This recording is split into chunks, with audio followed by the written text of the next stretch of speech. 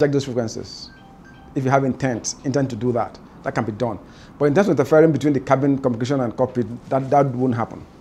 There are measures put in by ICAO regularly to ensure that the safety and security of aviation is actually ensured. Yeah, but again, there are people who are there having hideous, intent to cause catastrophic issues and all that. So again, the aviation needs to go ahead of that, be ahead of that curve of those people. We need to think like they think and act like they act, so that we can actually prevent from that happening. So looking at safety and security of aviation is actually still very safe, because there are things that we put in place in various aviation environments to ensure the safety of air navigation and all that, but it's still safe. But that doesn't mean that it's foolproof. It's something that is basically happening because you know why this is so? Because of technology advancements. Everybody wants to be efficient and effective and reduce cost. So airlines are towing technology. The ANSP is also engaging technology as well to be able to be more effective and deliver value to their clients and all that. So the more aviation is getting open, because aviation used to be a closed environment, okay, but now aviation actually is getting more open now because they're embracing technology.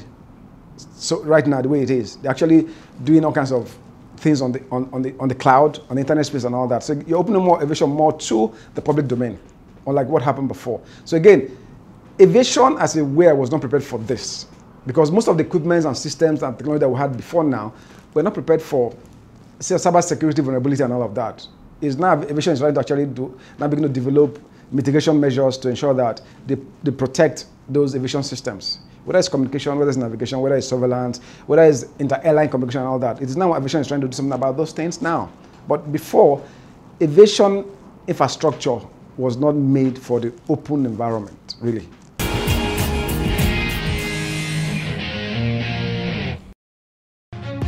Business travelers everywhere know that work doesn't stop just because you're on a plane.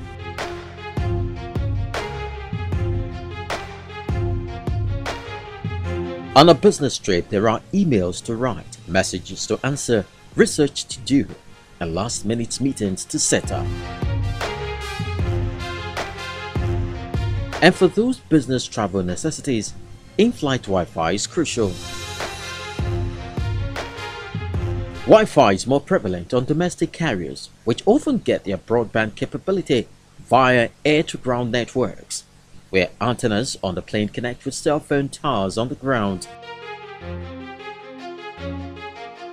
Many international carriers and a growing number of US-based airlines incorporate satellite-based systems where planes link up with orbiting satellites for their internet connections. Here are some airlines that offer this top-notch service. On Emirates Airlines, wireless in-flight internet was first launched in 2011 and is now free across the bulk of Emirates Airbus A380 and Boeing 777 fleets.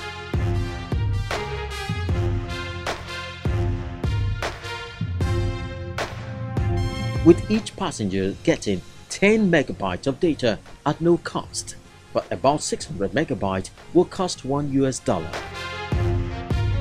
Currently, all 53 A380s in Emirates fleet are kitted up as giant internet hotspots, while 28 of EK's 142-strong Boeing 777 aircraft also have onboard connectivity with specific Wi-Fi plans for smartphones, tablets, and laptops.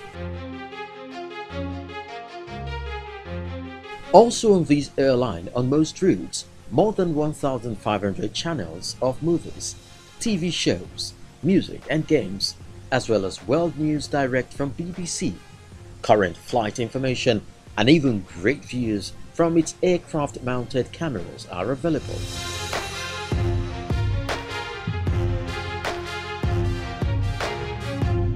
Virgin America is another airline with the best in-flight entertainment system. It has an unusually easy to navigate touchscreen system, right down to seat-to-seat chart system that allows you to message friends and family in other parts of the plane. In-flight Wi-Fi, movies, satellite TV, and a music library, games, digital shopping, and Google Maps are offered.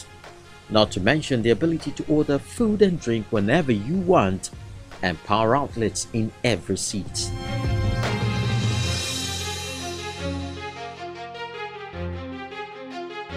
The whole show takes place on a 9-inch screen that is just about the same size as an iPod, and everything except some first-run movies is included in the cost of your airfare on all flights. No one else comes close.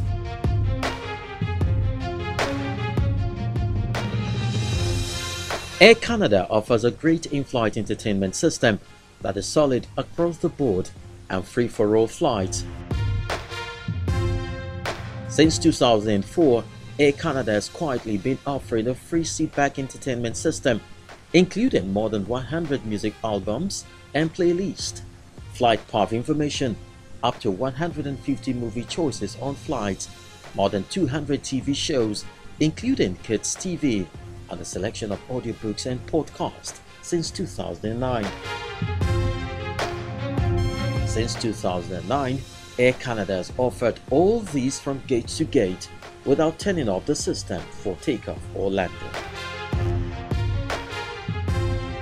Lastly, Japan Airlines has taken in-flight technology to new heights by embracing fun gadgets that make the flying experience more enjoyable. Not only does it offer Wi-Fi on select routes and power outlets for all cabins, but it also has a laptop battery lending service for first and business class customers. Similarly, if you're fortunate to travel in style, Japan Airlines provide its first and business passengers with noise-cancelling headphones and portable air massagers. And who wants to squint at a tiny video screen? First-class passengers also enjoy their in-flight entertainment on 9 to 23-inch screens, while select business customers get to use a liquid crystal touch panel controller.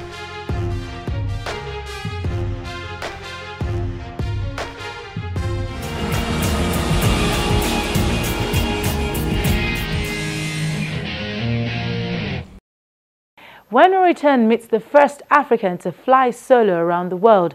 That's a news flash.